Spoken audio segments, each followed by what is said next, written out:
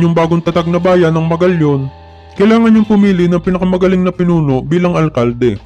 Kailangan yung iluklok ang isa sa dalawang ito, si Moises Padilla o si Mayor Gayona. Pero bakit nyo pipiliin si Moises Padilla? Siya ay isang kriminal. Noong mga panahong siya ay gerilya, marami siyang pinatay na tao. Pinatay niya ang kapatid ko at pinatay niya ang mga kamag-anakan ko.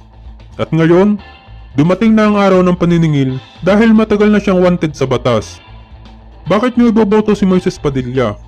Hindi siya nagkaroon ng maayos na pananamit. Siya ay isang hukbalahap at magpapalaganap lang siya ng komunismo sa bayan ninyo. Siya ay isang komunista. Kaya't bakit nyo iboboto ang isang Moises Padilla? Galit na talumpati ni Gobernador Lacson. At dagdag pa niya, at sa pagkakataong ito, Liberal Party ang mananalo sa lahat ng posisyon, gustuhin man o hindi ni Moises Padilla. Ako ang nagpapanalo kay Presidente Quirino noong 1949 presidential elections, kaya't magagawa ko dito ang lahat ng aking nanaisin. At hindi ko hahayaang manalo si Moises Padilla dahil kung hindi, walang tulong na makakarating sa bayan ninyo mula sa provincial government. At kahit pa umabot man lang sa 20% ang botong ibigay nyo kay Padilla, sarado pa rin ang Kapitolyo para sa inyo. Ito ay isang sugal.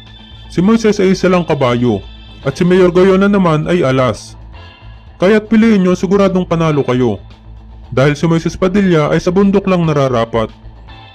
pagkatapos ng talumpating iyon, dumiretso silang lahat sa Isabela sa bahay ni Montilla para pagmitingan ang mga hakbang na kanilang gagawin.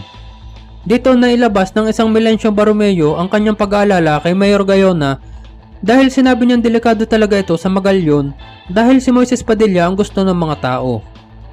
Sinagot siya ng gobernador at sinabihang huwag mag-alala si Mayor Gayona dahil ipapakalat niya sa lahat ng sulok ng bayan ang mga pulis ng Magalyon sa pangunguna ni Police Chief Laos na kaibigan ni Moises.